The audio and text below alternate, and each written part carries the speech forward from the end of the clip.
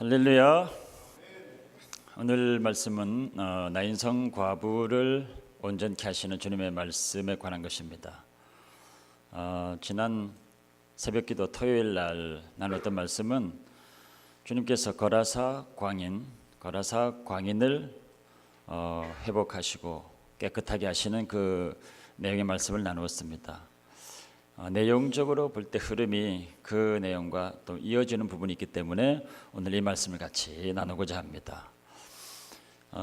몇 년 전에 저희 아버님께서 한국에서 소천하셨는데 평생을 불신자로 살다가 마지막에 주님을 영접하고 몇 년을 신실하게 주님을 잘 섬기다가 돌아가셨습니다. 나이도 많으셨기 때문에 그 장례식은 잠시 슬퍼하다가 모두가 다 감사와 또 기쁨으로 충만한 그런 예배로 드리고 그렇게 장례를 마무리했습니다. 한국의 장례는 이제 병원에서 보통 이제 하죠. 또 한 병원에서 동시에 또 여러 군데서 장례를 하기도 하더라고요. 그래서 저희 아버님 장례식 바로 옆에 다른 분이 장례를 했는데 거기는 또 안타까운 사연이 있었습니다. 어린 딸이 사고로 갑자기 죽어가지고 비통한 마음으로 치르는 장례식이었습니다. 불신자였기 때문에 그 장례식이 얼마나 비통했는지 방문하는 사람들도 비통해하고 거기 가족들도 너무 괴로워하고 슬퍼하고 그런 장면이었습니다. 근데 저희는 그렇지가 않았거든요.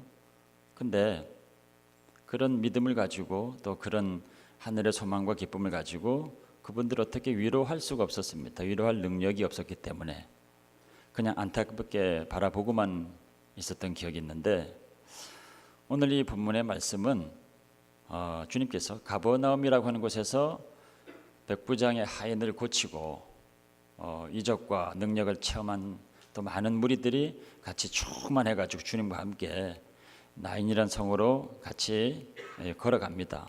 걸어갔는데 나인성에서는 한 여인이 죽은 아들을 장사 지내면서 슬퍼하는 무리들이 나오고 있었습니다.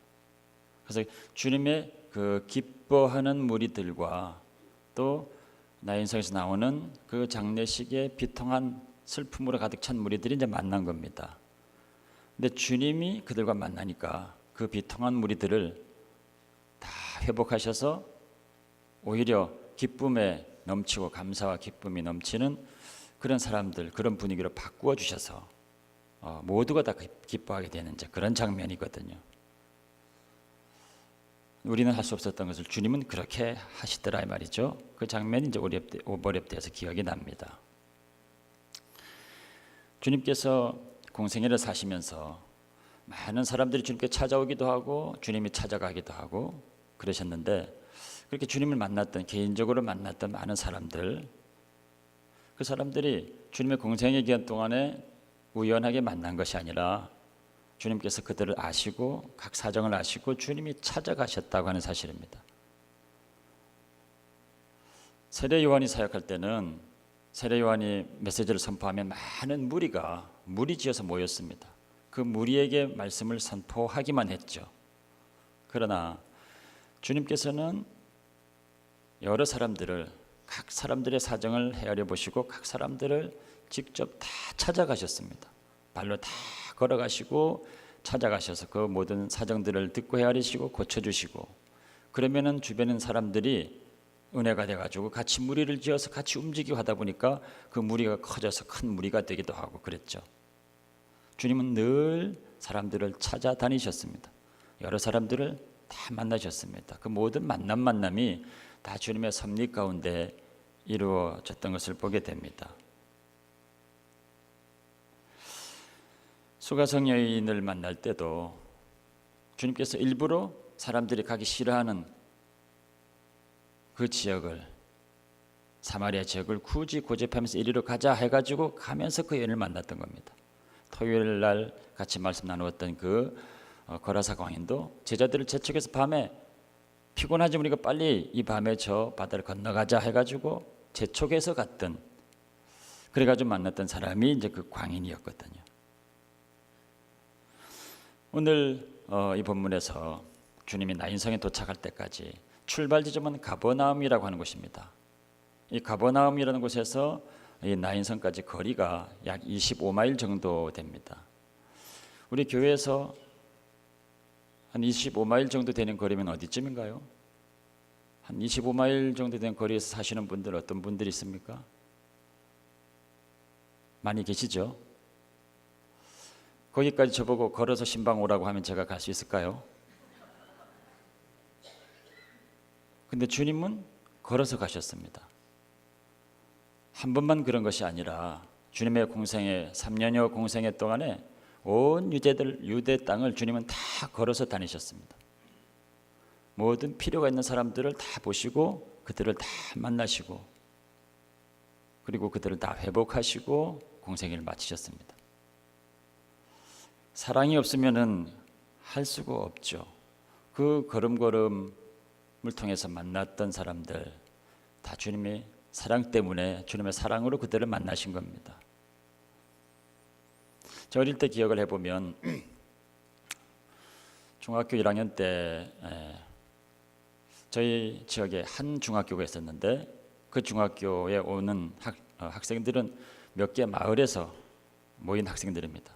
근데 워낙 시골이니까 다 아주 산간 벽지에 아주 꼴짜기에서 길도 좁은 오솔길로 오르락내리락 하면서 걸어서 학교까지 옵니다.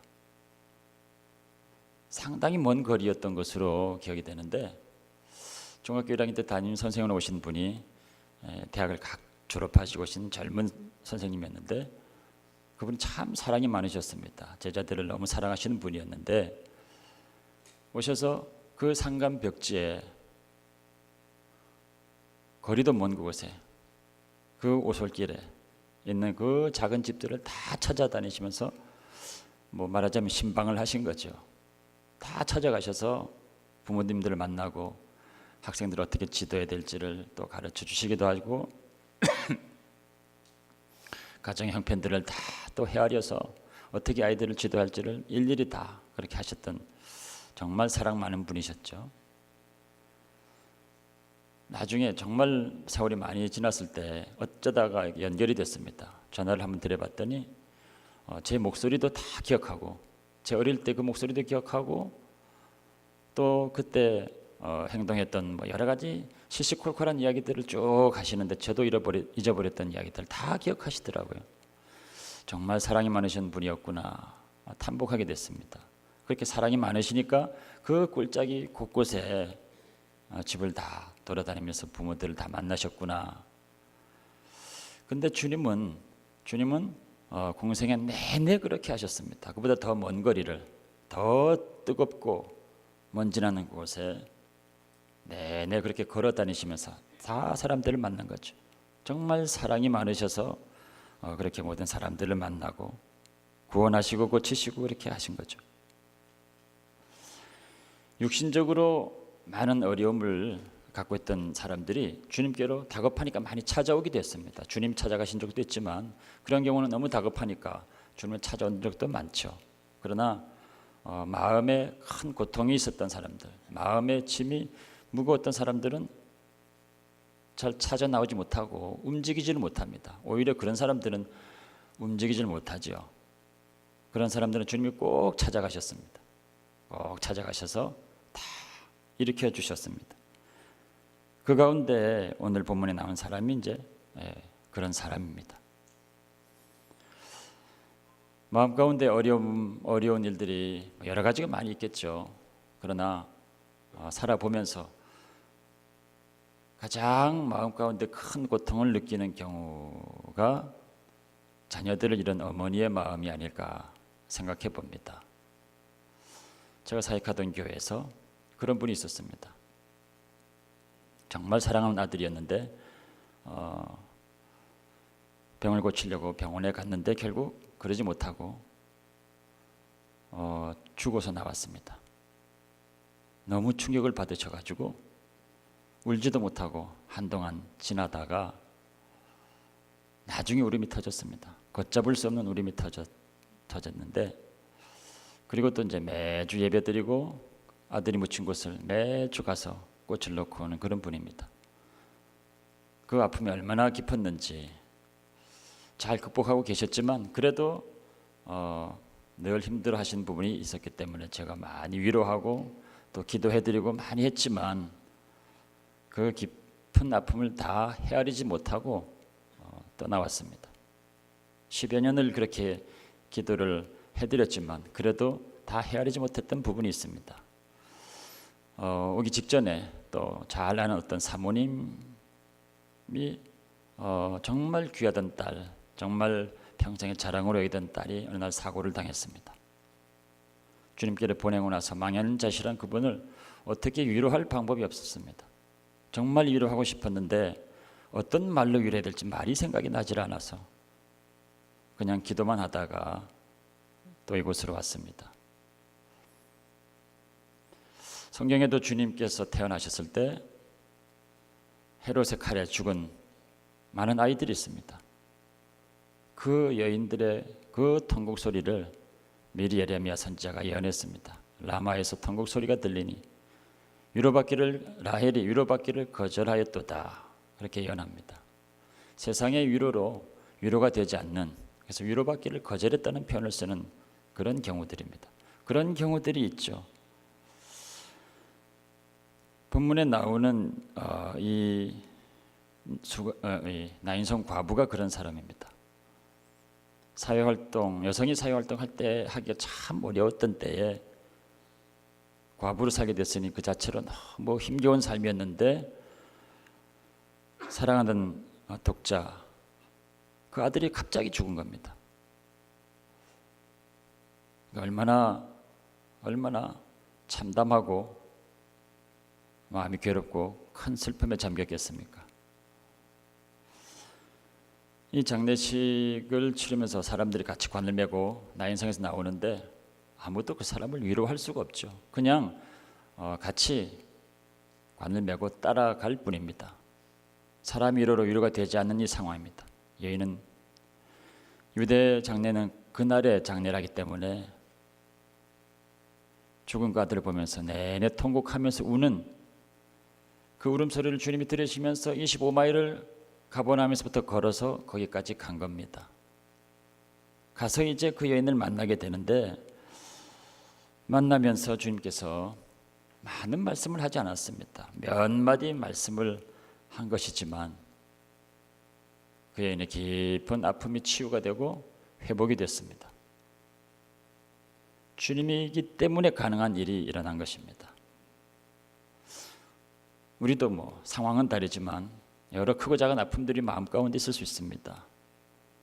그러나 세상의 어느 누구도 사람은 해결해 줄 수 없는 그런 부분을 우리 주님께서는 말씀 몇 마디로 그분의 사랑으로 다 씻어내고 회복할 수가 있습니다. 주님께서 그 여인을 만나서 처음 하신 말씀이 울지 말라, 그렇게 말씀하셨습니다. 하루 종일 통곡하고 있는데 그냥 울지 말라 한다고 눈물이 그쳐지나요? 거기 있던 사람들이 그런 말 누가 하지 않았을까요? 그러나 주님이 말씀하시면 상황이 다른 것입니다. 왜냐하면 주님은 우리의 모든 아픔과 슬픔, 고통, 절망, 좌절, 그 모든 것들을 다 그분이 담당하셨기 때문에 그분은 그런 말씀을 하실 수가 있는 겁니다. 옛날 구약의 희생 제물을 드릴 때, 제사를 드릴 때 쓰여진 제물들, 그 짐승들은 그냥 가서 죽는 겁니다. 그냥 죽고 피를 흘리면 되는 것입니다. 제물의 사명을 다한 거죠. 주님도 이 땅에 우리의 죄를 위해서 죽기 위해서 오셨습니다. 피 흘리기 위해서 오셨는데 그냥 죽고 피만 흘리신 것이 아니라 주님은 그 몸으로 모든 고난과 고초를 다 겪으셨습니다. 심지어는 많은 모욕도 그 앞에서 당합니다. 그 바로 앞에서 사람들이 침을 뱉기도 하고 갈대로 머리를 후려치기도 하고 주먹으로 때리기도 합니다. 모욕적인 많은 언사를 듣기도 했습니다. 가혹한 채찍을 맞기도 했고 힘들게 십자가를 끌면서 언덕을 오르기도 하셨습니다. 십자가에 달려서 6시간 동안을 처참할 정도의 고통을 당하시면서 그 시간을 견뎠습니다. 죽고 피를 흘리시면 될 텐데 그 말고도 많은 고통과 고초를 그 몸으로 다 담당을 하셨다는 겁니다. 그것은 우리 모든 인생들이 겪어야 되는 아픔과 슬픔과 고통과 상처와 수치와 이 모든 것들을 그분이 몸으로 다 담당을 하셨기 때문에 우리의 것을 다 담당하시려고 그렇게 하신 것입니다. 그리고 실제로 십자가에서 그걸 다 담당하셨습니다. 그런데 이 여인에게 내가 너의 모든 아픔과 깊은 슬픔을 다 대신 담당했으니 이젠 울지 마라 이 얘기입니다. 그러나 십자가를 진 것은 그 다음이죠. 그러나 주님에게 있어서는 시제가 늘 현재입니다. 시간을 초월하신 분입니다. 주님의 말씀은 늘 시간을 초월하신 분이라 주님은 그렇게 말씀할 수 있습니다. 얼마 뒤에 십자가를 질 것이지만 그러나 그 영혼을 향해서 내가 너의 모든 아픔과 슬픔을 다 담당했다 라고 현재 영으로 얘기하시면서 너는 이제 울지 마라 얘기하실 수가 있는 겁니다. 주님의 눈빛을 바라보면 그리고 그 말씀을 들으면 그 말씀이 그 영혼에게 위로가 되는 것입니다. 그래서 아무도 위로할 수 없었던 그 위로를 주님께서 한마디로 하실 때 이 여인이 큰 위로를 받습니다. 그 슬픔에서 이제 벗어나게 되는 거죠. 그럴 때 주님께서 아들이 죽어 있는 관에 손을 탁 대십니다. 레위 율법에 의하면은 죽은 자에게는 손을 대면은 안 되거든요. 며칠을 부정하다고 그렇게 하지 않도록 규정하고 있습니다. 그러나 주님은 그 모든 것에 개의치 아니하시고 그인의 아픔을 치유하기 위해서 그 죽은 관 위에 손을 탁 대십니다. 주님의 손을 얻는 것은 특별한 의미가 있습니다. 오늘 성가대에서 어쩌면 또 이렇게 맞는 찬양을 하셨나요? 주님의 손은 십자가에서 달려서 못이 박힐 손입니다. 그곳에서 우리를 위해서 손도 찢기시고 피도 흘리시는 그 손입니다. 주님의 피는 우리의 모든 허물과 죄를 다 씻어내는 보혈입니다. 우리의 아픔과 상처도 다 녹여내는 보혈입니다. 그 흐르는 피 찢긴 손, 그 손으로 가장 그 여인의 고통스러운 부분에 손을 얹으신 겁니다. 그리고 그 피로 그 부분을 닦아내시는 겁니다. 그러니까 그 아픔이 닦여질 수 있는 것이고 상처가 치유될 수 있는 것입니다. 우리 각 사람들 기억 가운데도 그런 아픈 부분들이 있을 수 있습니다. 사정과 형편은 각각이 다르지만 오랜 동안 눌러둔 슬픔들이 있을 수도 있습니다. 지금 겪고 있는 문제일 수도 있습니다. 다 극복하고 괜찮다고 생각했는데 그러나 남아있는 것들이 내 삶의 어느 순간에 자꾸 튀어나와서 우리를 붙들고 있는 것들이 있을 수 있습니다. 그런 것이라 할지라도 가장 아픈 그 부분에 주님이 손을 얹으십니다. 그리고 그 피로 닦아주실 때 사람은 치유할 수 없는 그 놀라운 일들이 실제로 영적으로 일어나게 됩니다. 그래서 그 깊은 상처로부터 벗어나게 되고 자유함을 얻게 되는 거죠. 주님께서 그렇게 하셨습니다. 그 관에 손을 대시고 그 피로 그 여인의 깊은 상처를 닦아주신 것입니다. 그리고 주님께서 말씀하십니다. 청년아, 일어나라. 주의 말씀으로 위로가 되고 주의 말씀으로 치유가 되면 그 다음에 주님 하신 말씀을 듣고서 우리의 죽어있던 모든 것들이 살아나게 됩니다. 죽어 있었던 믿음도 살아나게 되고 죽어 있었던 주님에 대한 사랑도 살아나게 되고 죽어가던 헌신도 살아나게 되고 죽어가던 은혜도 열정도 살아나게 됩니다. 심지어는 우리 몸의 세포도 죽어가던 것들이 살아나게 됩니다. 주님 우리 마음을 다 헤아리시고 씻으시고 위로하시고 그러시고 명령하실 때 일어나라 말씀하실 때 나를 향한 음성이구나 들으시는 분들은 죽은 세포들조차 그 음성을 듣고 살아나게 됩니다. 주님께서 이 여인에게뿐만 아니라 지금도 주의 말씀이 살았고 운동력이 있는 말씀이라 믿는 사람들에게는 동일하게 말씀하셔서 동일한 역사를 일으킵니다. 이 시간 여러분들에게 같이 기도하기로 합니다.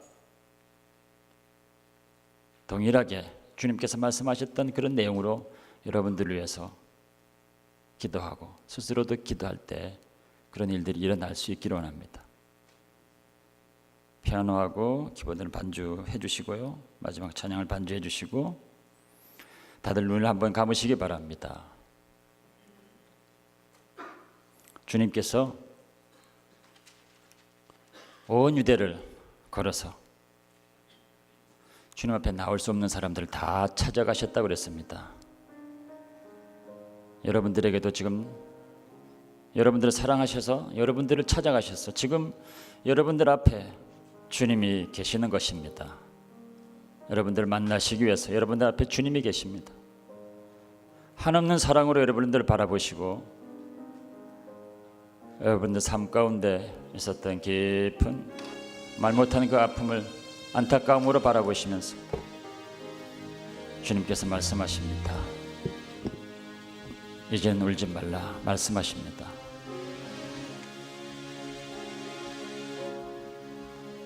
오른손으로 가슴에 손을 얹으시기 바랍니다. 오른손으로 가슴에 손을 얹으시고 눈을 감으시고 이 오른손이 주님께서 여러분들 가장 아픈 그곳에 얹은 주님의 손이라고 믿으시기 바랍니다. 주님께서 그 피 묻은 손으로 여러분들의 가장 아픈 그곳에 손을 대셨습니다. 주님이시기 때문에 얼마든지 여러분들의 깊은 아픔들을 씻을 수가 있습니다. 그 상태에서 우리 같이 기도합니다. 주여 내 깊은 아픔과 슬픔을 헤아려 주시고 주의 피로 이 모든 것들을 다 씻어 주옵소서. 내 모든 기억이 모든 아픈 기억이 다 주의 보혈로 씻기게 하여 주옵소서. 그곳에 주님의 깊은 사랑으로 채워 주옵소서.